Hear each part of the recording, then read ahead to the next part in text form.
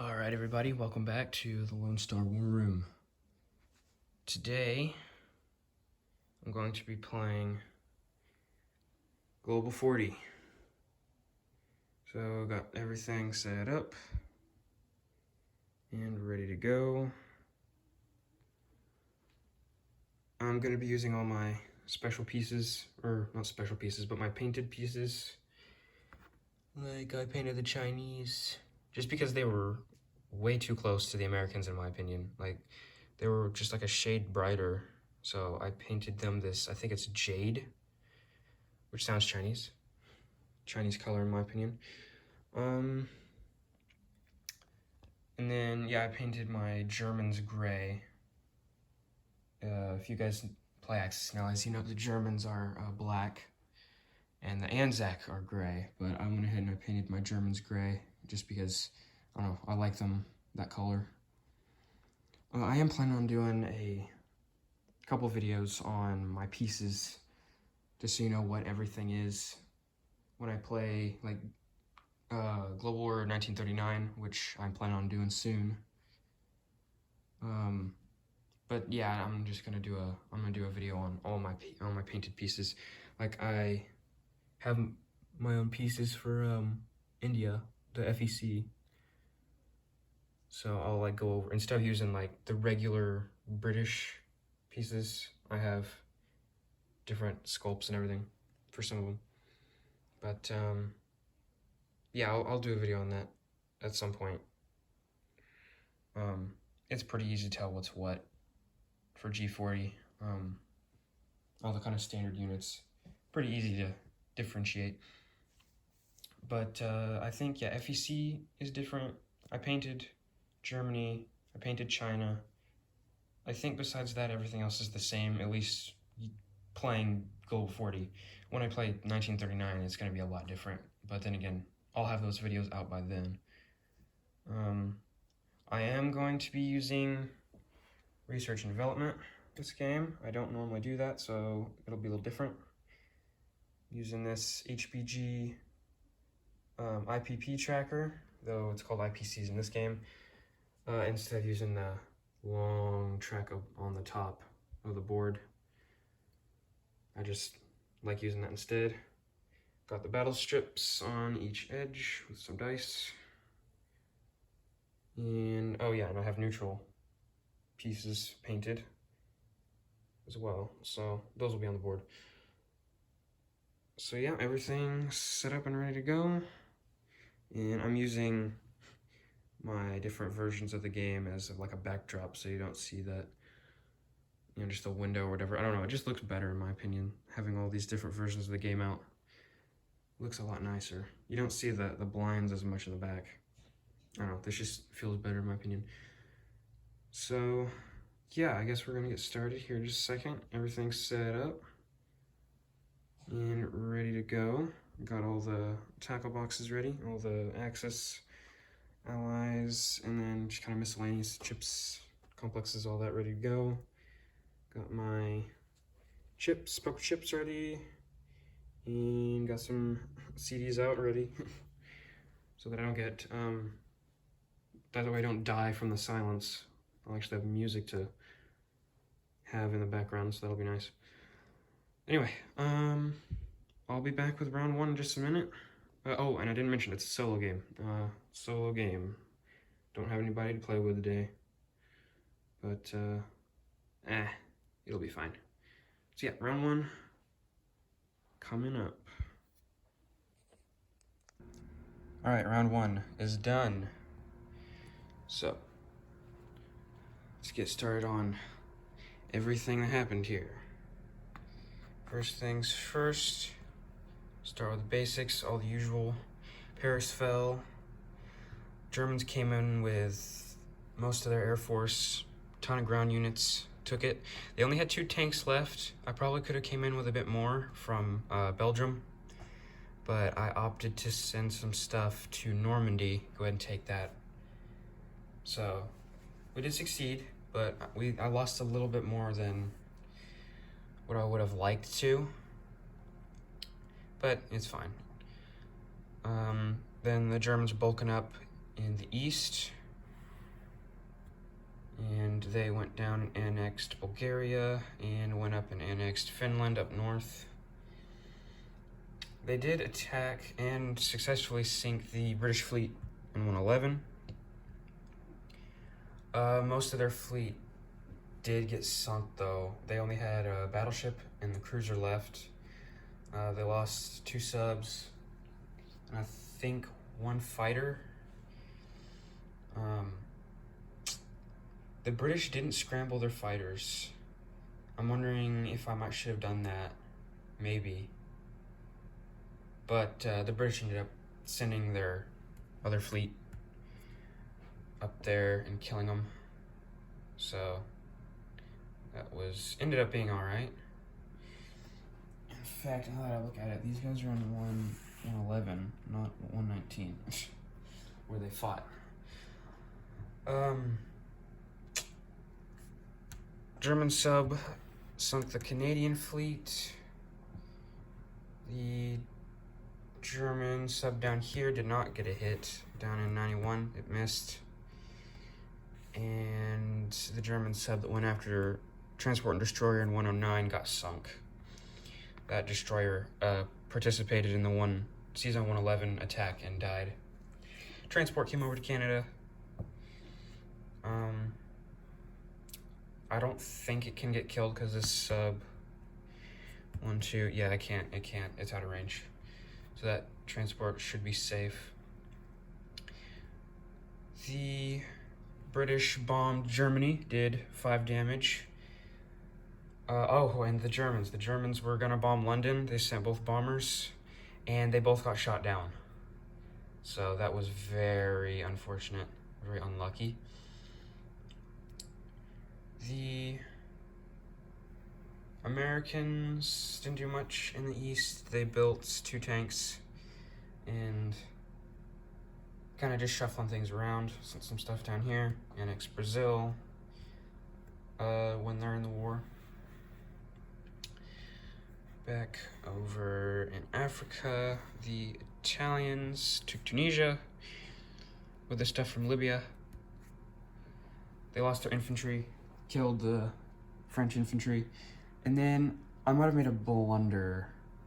I sent the fleet from 95, came down, took Algeria.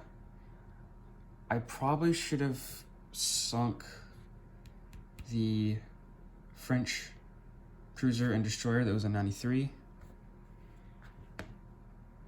because now they might be able to link up, or the British will come down and consolidate. Yeah, and then I don't think this is going to be able to take that fleet out, even if I bring in all my air power. So that might have been a really big mistake. I don't know, we'll see though. So Morocco's the last one in North Africa, and then the Italians will have their control all of North Africa except for Egypt. Bonus, I think that's 5 IPCs. They took Alexandria. They kind of just walked in. The British backed out because they knew they couldn't protect it. They did send their fleet up, annexed Greece though, so that's an extra $2. And the guy from Anglo-Egypt Sudan, I knew he was going to die, so he backed up into Egypt. So they took that for free. Took Kenya for free. They didn't build anything, they saved their money, the Italians did. British built the fighter in 2 men. And wow, now that I look at that, wow, they can only build 3 units here. Why did I put... Yeah, so one of these infantry units needs to be built up in London. I'll put that under there later. Mistakes. Everybody makes them. Alright, Russia kind of did what they're doing the same thing they did in the, when I just played the Europe half. They're just leaving 1 infantry down the border and bulking up in Ukraine, Leningrad. Those 2 really are the big ones. I did leave 4 units in Viborg. I like to do that because really the Germans don't care to go there because it's not worth anything. So normally they just avoid it. But if I bring in a stack of units, they'll have to deal with that, or Finland can get captured pretty easily if they don't leave anything there. So they have to go deal with it. But it's just annoying because they don't get any money from it. So it's just kind of an annoyance, really. So just kind of moving around in Russia since they're neutral. They built 6 infantry, 2 tanks, and a minor industrial complex. So 2 tanks went there. They didn't build 6 infantry. It was 3 infantry and 2 tanks. Something like that. They built like 3 men, 2 tanks, and an industrial complex or something like that. There's so many nations to keep track of. I can't remember everything. But 2 tanks, 3 infantry, industrial complex was built in the east. Okay. Sorry guys. Someone called me on my phone while I was recording. Of course. Okay. So what was I saying? Okay, yeah. The Russian purchase. I was showing you the east. Yeah. The Russians bought a factory, put it there in case Japan gets any funny ideas. Japan, speaking of Japan, they built a factory in the J-Hole. I'm probably mispronouncing that, I don't know. Just sounds weird. So they built a factory there, moved all their Air Force, most of their stuff from Manchuria went down there. They took Chahar? Yeah, Chahar, Anhui, and Hunan. They did not declare war against the FEC or Anzac. So we have 1 turn of peace and preparation, I guess you should say. They flew most of their Air Force from Japan down to Siam to get ready for that. They're likely going to build a factory in Siam next round. This came from Japan, and oh yeah, their fleet is already headed over there for Pearl Harbor. Let's see, it's a battleship, 3 aircraft carriers, 3 fighters, 3 tactical bombers, a cruiser, 2 destroyers, 2 submarines. So a good sized fleet. FEC kind of moving units forward slowly. They bought 2 infantry, 2 artillery, and their fleet came down, took Java. So that's extra 4 IPCs, and then that guy walked over to Eastern Persia. Gonna go over, head that direction. China kind of backed up. There are 2 guys in Sichuan, backed up to Kansu. They left the guy in Shenxi. They put 1 guy in Quichao just so they can't walk in. They moved all of the men from Sichuan to Yunnan, along with the fighter, and they bought 3 artillery. Now, I'm getting used to playing Global War 39, so I might have done this incorrectly. I don't remember if they can place their artillery anywhere. Like, if they could place it here. Because I would have. Because in Global War 39, they have to place their artillery and things in Sichuan. But I don't remember if that's a rule. I didn't see it in the rule book. So I'm just gonna assume it's the same as 39, and so I put them here in Sichuan. If I'm wrong on that, you can correct me in the comments, but that's just what I'm doing this game. Just because I don't know for sure, so I'm just assuming. So yeah, they're bulked up in Yunnan, really. Trying to protect the Burma Road.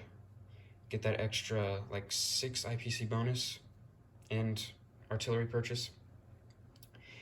Anzac also aren't at war with Japan, since they're not at war with FEC. Their fleet came up to Dutch New Guinea, so they'll get a 5 IPC bonus for controlling all of these islands when they're at war.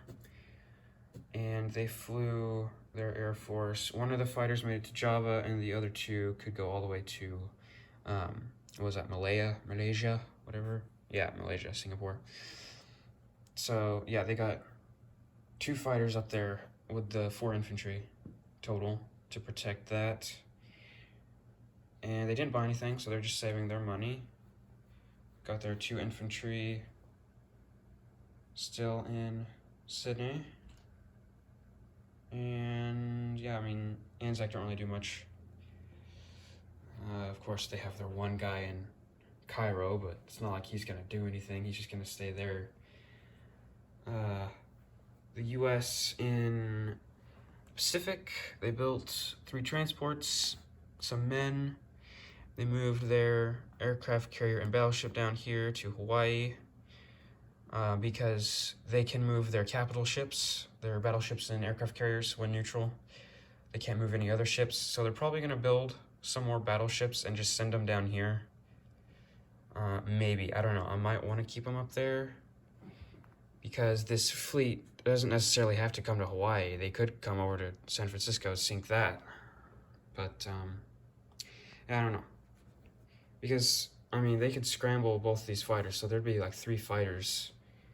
A attack bomber, aircraft carrier, battleship, cruiser, destroyer, sub.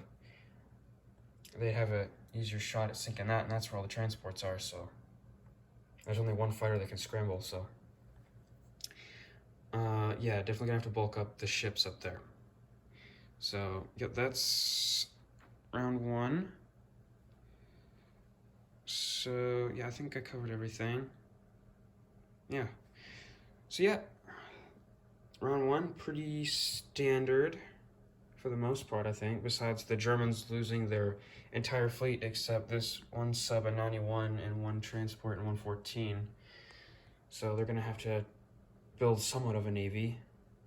I mean, at the very least, enough to take out the Russian stuff, because they don't want that transport getting just, it's easy pickings. I mean, you know, no defense in this game. But yeah, that's, oh, no one did any technology rolls this round. I'll probably start that up next round. So, oh yeah, and there's the economy right now. Italy not looking too bad. I mean, they gained 7 IPCs in 1 round. Taking southern France helped. I normally have Germany take southern France, but I thought I'd give it to the Italians this time. But the Germans took Bulgaria, so it's kind of a trade-off. I mean, it went better for the Italians, they got more money. But yeah, that's round 1. Round 2 coming up in a minute. All right, round 2 is done. So let's begin. First things first, Germans didn't do a whole lot. They took Greece from the British and they attacked pro-Allied Yugoslavia. They took it with ease, brought in all the air force, so they just dominated in everywhere. I think that was their only 2 attacks though. Yeah. So they're just kind of building up more for the push in the east into Russia. Built a bunch of mechs and a couple tanks so they can move quicker. And then Russians just kind of bulked up a bit more, doing what they usually do, just kind of buying men. They did buy 3 tanks this round though, put them up in Leningrad. And they flew both their fighters up there. The British, their fleet is looking all right. With their battleship, cruiser, destroyer, they got some transports now, and then the French cruiser's still alive. So their fleet doesn't look like it's gonna get sunk by the Germans anytime soon, especially because they can scramble their fighters if the Germans did attack, but there's not really much they can attack with, so the British fleet seems safe for now, except there is that 1 German sub convoying that can be a little annoying.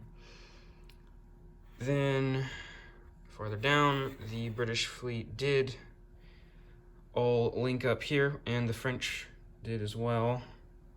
So I don't think the Italian fleet can go toe-to-toe with them quite yet, even with their fighters and bomber. Egypt is definitely secure. We got like, let's see, 4 or 5. We got 6 infantry, a mech, 2 artillery, a tank, and 2 fighters all in Cairo.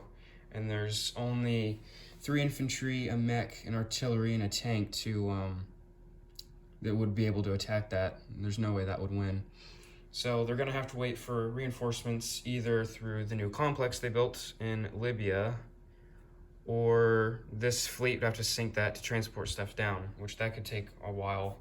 And by then, they're just gonna keep transporting stuff up from South Africa and around. And and the Italians went over and took all the stuff for free. The British came up, took Ethiopia though. So, and North Africa is all under Italian control, so they're gonna get that bonus, or they did get that bonus this round. Americans built some transports, and I think they built the tanks last round. I think they built 1 tank. Yeah, they built 1 tank, some transports. So they're going to be in the war next turn. So they'll likely head to North Africa, because 6 units is not going to be enough to get a foothold in France. So they're probably just going to head to North Africa, pull an Operation Torch, see if they can take that complex in a little while.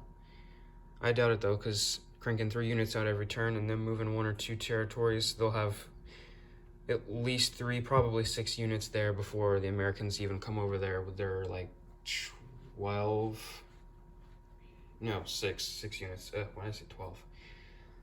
Yeah, they can only bring 6 units over, and then their aircraft. So they'll have to bring reinforcements if they want to take that complex. But then again, pressure on both flanks, the British might be able to push out. I don't know. We'll see how it goes though. FEC took Persia, gave it to the UK since it's on the European half. So those 2 infantry are British. Don't know what I'm gonna do with them right now. Figure that out though. FEC built a fighter, 2 infantry, and artillery, and they are at war with Japan. Japan took Guangdong, came up more into China. The Chinese are holding in the south, but the north is collapsing pretty quickly, as it usually does. They built a complex in Siam, but the FEC did take back French Indochina, so that's good. The Anzac Air Force has made it to Malaya, Singapore, and the Australians, the Anzac, they attacked the Japanese fleet that attacked the FEC, sunk all their ships, and they only had a damaged battleship and a cruiser left. So the Anzac, all 3 of their fighters, their destroyer and their cruiser attacked, and they lost their destroyer and their cruiser.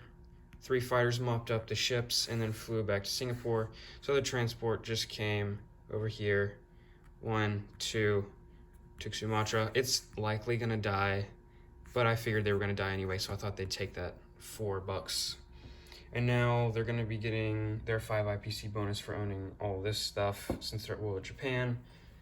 And they upgraded their factory this turn, so they'll start cranking out ships soon.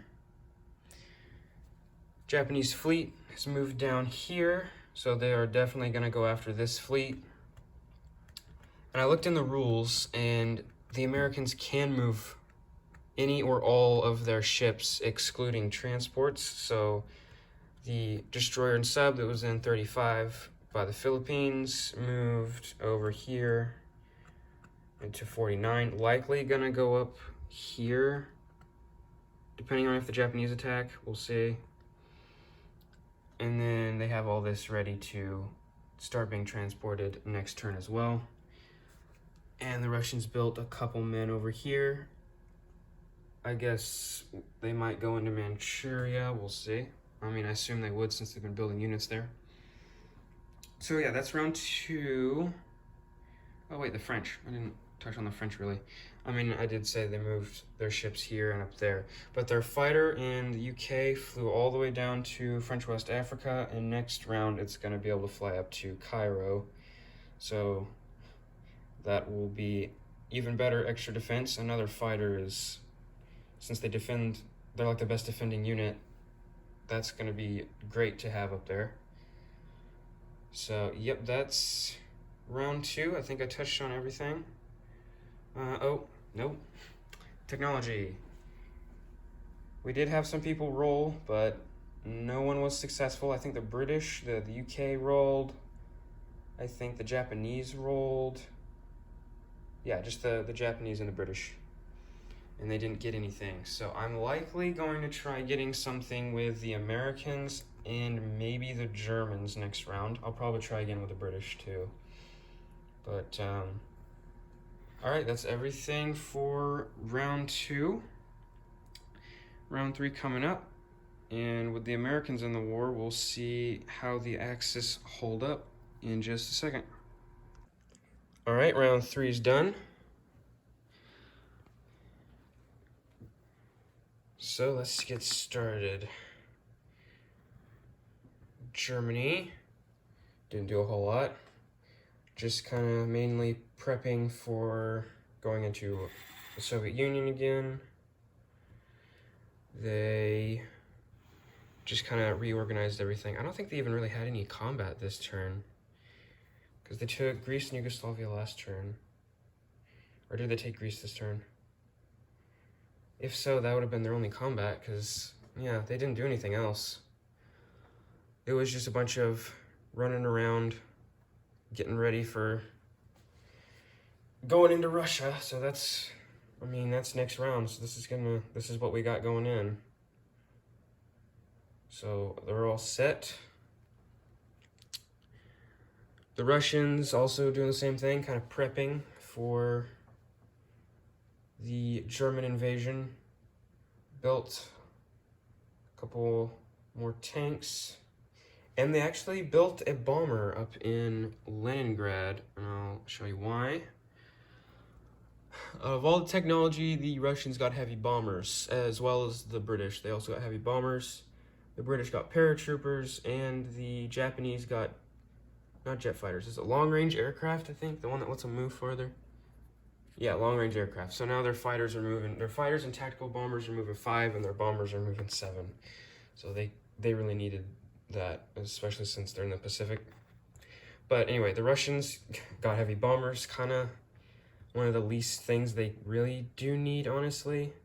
But I thought, oh, what the heck, I'll buy a bomber, see what happens. For the counterattack, I guess. I don't know, maybe I should fly it back to Moscow. I don't know. I was gonna try and bomb Berlin with it next round, fly it back to Leningrad, and then after that, fly it to Moscow, because then Leningrad will be under siege. Probably in the next round or 2. The Russians are stacked over here in the Far East kind of area. I don't even know how much infantry that is. It's just a huge stack. And they put a tank over here too. So they'll definitely be going into Japan, and or into Manchuria. But I don't think Japan has enough stuff to stop them. Speaking of Japan, they're not doing insanely good as I had hoped. They are dominating in northern China, which is kind of normal.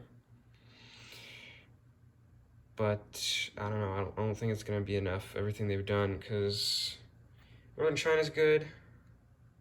It's under their control. There's no way the Chinese can threaten that. But Siam was attacked by the Far East Command, and, well, only planes survived. They have a minor factory there, so...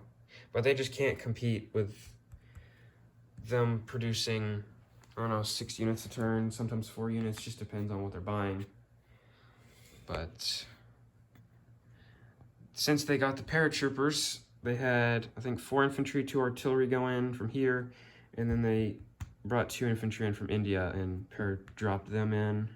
And then they had all their Air Force fly in, their 3 fighters and attack bomber. The Japanese held on, but they lost 4 or 5 infantry, all their infantry that was here, and a strategic bomber, and I think a fighter as well, if I remember, or attack bomber.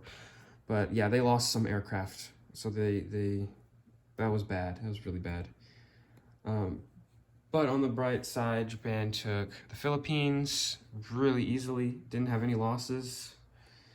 They sunk the Pearl Harbor fleet, but then the other American fleet up here came down, and the destroyer and sub that was here from the Philippines came in and assisted. The Americans paid a high price. They had a battleship, a cruiser, 2 destroyers. Yeah, battleship, cruiser, 2 destroyers, a sub, 4 or 5 fighters, and an attack bomber, and all they got left is a damaged battleship, 2 fighters, and an attack bomber. So they lost like 3 fighters, a submarine, 2 destroyers, and a cruiser. So they paid a high price, but they practically eliminated the Japanese Navy almost as a whole. They sunk all 3 aircraft carriers, both battleships, or 1 battleship, and a bunch of cruisers and destroyers and subs. So all that the Japanese have left is 3 transports and 2 destroyers. So their navy practically doesn't exist anymore. So they're going to have to invest in that, which takes away from Siam and China. So I think the Japanese are in a really bad spot because, I mean, sure, they delayed the United States like they planned to do historically, but the United States economy is just so big, they could practically replace their fleet in 1 to 2 turns. And they have these 4 transports already loaded with all these troops, and they're going to be sending them over there. So I just don't think they can do it. All right, and then back over here. I don't know if I covered Anzac. I don't think I did. They built a destroyer and a battleship since they upgraded their factory. So now they'll start building their navy to...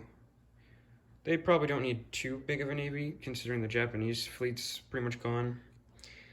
But they'll likely, on the next round, build, I don't know, transport or 2, depending on how much money they have. And, well, they're making 14, they're making 14 IPCs, and then they get like a 6 bonus, so they're making 20. So yeah, they'll likely pop out a couple transports, maybe an artillery or something, I don't know, and start moving stuff, trying to take back all these islands. They still hold, what's it called, Singapore. They still have their 3 fighters there. They are holding on to that for all they're worth. And then back over here, don't know if I mentioned, Iraq was conquered by the European British, and then the Pacific British just non-combated their infantry over. The British just kind of doing more build-up. And, well, the big thing was they actually landed in Norway and successfully captured it. They have, is that 5 infantry, I think? A mech, an artillery, and a tank. And they flew in their Air Force, but they didn't even need it. They got all the hits they needed. Since they got the paratroopers, they just sent 2 in from Scotland. 1, 2, 3. There you go. There's Norway. So, and then the transports picked up a bunch of guys in the UK and Scotland. And they replaced some infantry. I think they built 2 infantry. And they put some stuff down here. They got 2 tanks, 2 infantry, so that could be transported up. But it's not going to be enough to beat the Italian force that captured Egypt. They went in with a bunch of stuff. They just went around the British fleet, so they'll likely have to either go back and clear that up, which I don't think they have the firepower to do that still. So the British will most likely not attack them because they don't have enough stuff. The only reason they'll be able to win is because of all that French units. So I don't know if I want them to just sit there, though, because the Italians can just walk around them or sail around them, because there's no point in really transporting anything to Tobruk in Libya anymore since there's a factory there. So I don't know. We might take a poke at it. I mean, they got a good air force, I guess, but they can scramble that fighter in Alexandria. The Italians put that there on purpose because they knew they might get attacked, so they thought they'd landed in Alexandria. Probably should have landed the rest of the Air Force there too, honestly. Well, no, because they can only scramble one fighter. Never mind. The Italians are also kind of just running around down here. The Americans landed in Morocco, and they took it successfully, as expected. And then the French flew their fighter up there to shore up the defenses. And then, oh, Brazil. They annexed Brazil. They've been waiting to do that, so. Okay, I think that's everything. I mean, yeah, not anything else to cover. Next round is going to be the attack into Russia. So I guess we'll see if Russia holds, which, well, Russia's not going to hold the border territories, obviously. That's just a gimme. But I guess in the next couple rounds, we'll see if Russia can counterattack quickly, or if it's going to take a couple more rounds of build-up, or what. I don't know. It's looking good for the Axis in Europe right now. I mean, at least for Italy it is. For Germany it is, but they haven't really done a whole lot yet. They will next round. The Pacific side is, I mean, the Japanese did good, but now that the Americans in the war, it already looks like they're going to start going downhill really quickly. And then they have the Russians way up there to the north that are just stacking. They can come down whenever they want, which will likely be next round. And then they'll just absolutely wreck all these Japanese guys. Sure, they have a really good sized air force, but there's just so much infantry that just, they'll overwhelm them, I feel like. And then FEC and China are abnormally healthy, even with them losing the entire northern territories. I don't know. And then, again, US just coming in, and Anzac, just, they're getting attacked from all sides. So unless the European Axis can really take the pressure off of Japan, I think Japan's just gonna slowly get starved out. So I don't know. We'll see how it goes, though. Round 4 coming up. All right, round 4 is done. Let's get right into the action. Russia's in the war. Germany went in. Took all the border territories, as they always do.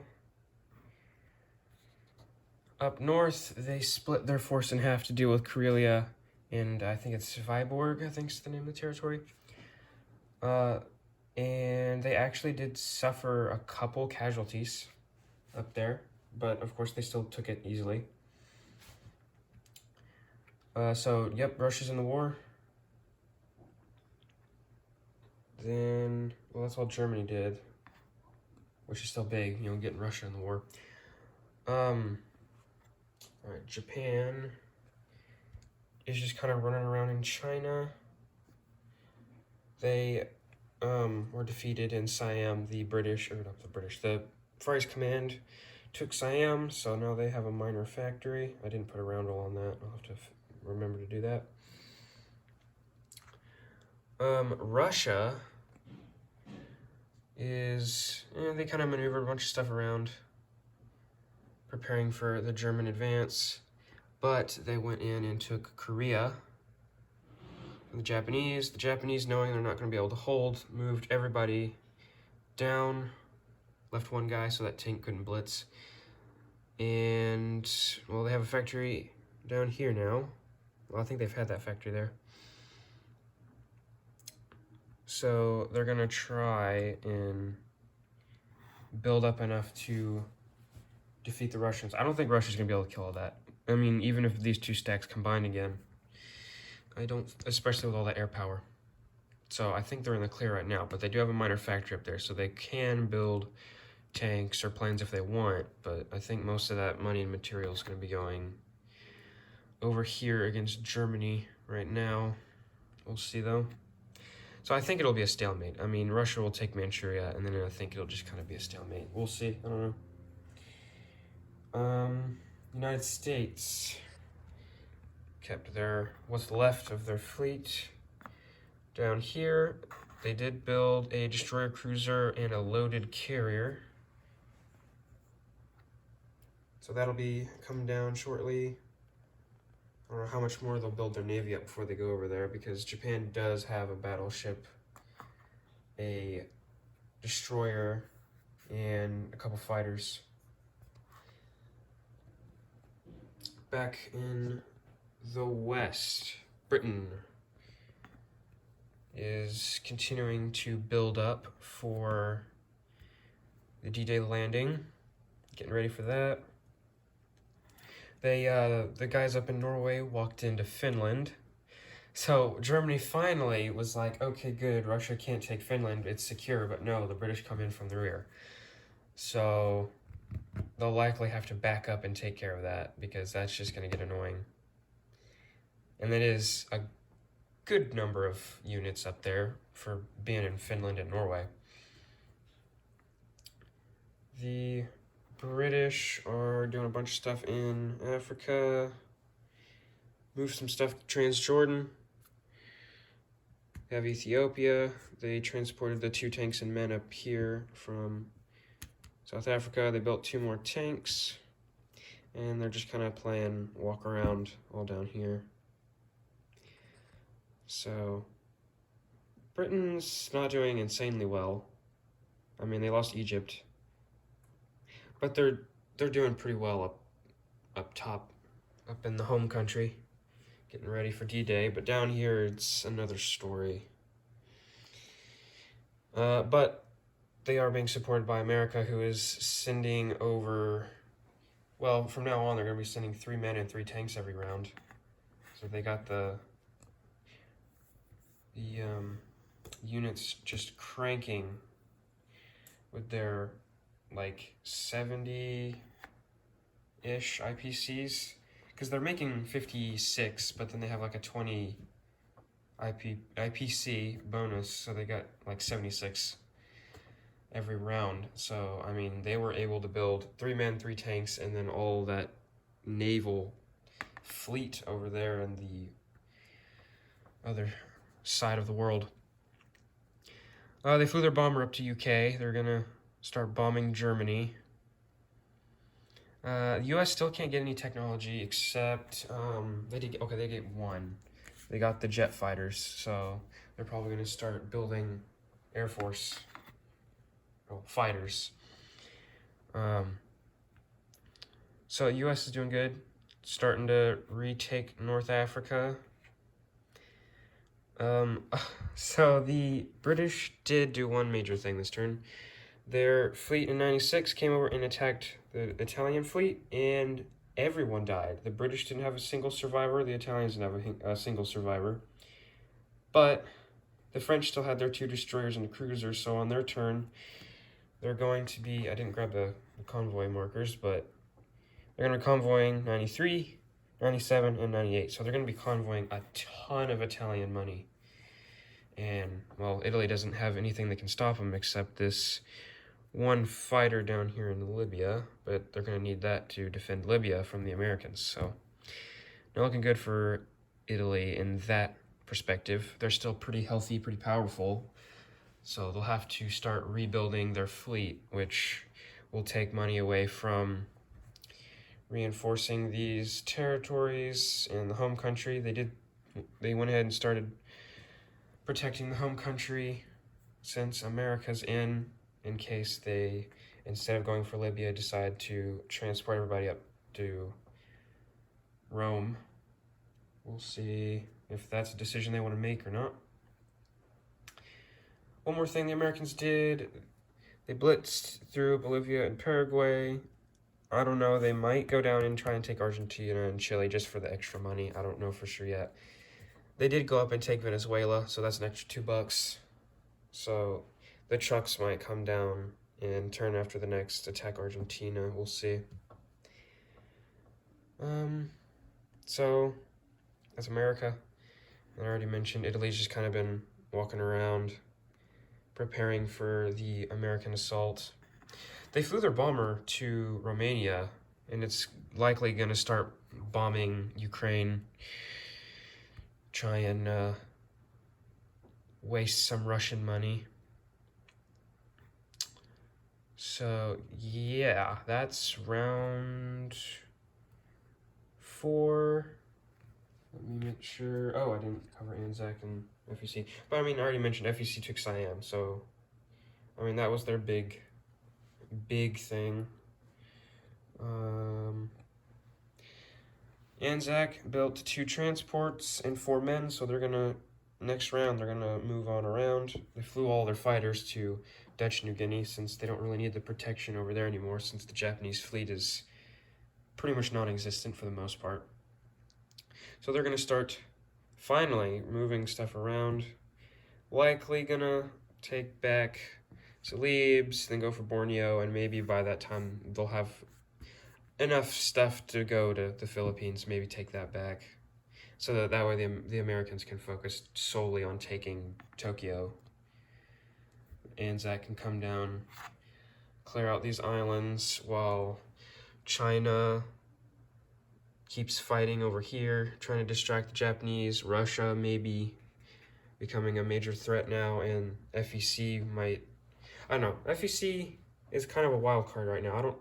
I don't know if they're gonna, they might build a couple transports, maybe just a few ships, and come around, take back Hong Kong, some of these little minor islands. I don't know, we'll see. Or they could just totally raid the Chinese coast, take that back for them. I don't know. I don't really know what to do with FEC in this game sometimes. Like when they're doing well, when I play games with other people, I don't think I've ever actually played as FEC before. So when I do solo games, I'm still trying to learn what to do with them. Every solo game's an experiment. It is fun to experiment. So, I think, yep, that's it for round 4. Not looking good for Japan. It's looking alright for Italy, but if the Americans go full on in Europe, which they're not, Italy would be destroyed, just utterly destroyed. But since they're doing kind of half here and then half in the Pacific, it might slow down the Italians' defeat, but I still think the Italians might get destroyed. The only question is, by the time the Americans actually take all of this and decide to come up to Rome, the Germans could have already pushed so far into the Soviet Union and be making so much money that they just start building units and sending them down to support. I don't know. We'll see how it goes. Round 5 coming up. Alright guys, this video's a really long one, so I'm going to be cutting the gameplay into 2 videos. So, I hope you enjoyed this half, and I'll be posting the other half in the next couple days once I finish the game. So, stay tuned, be looking out for that, and I'll see you guys in the next video.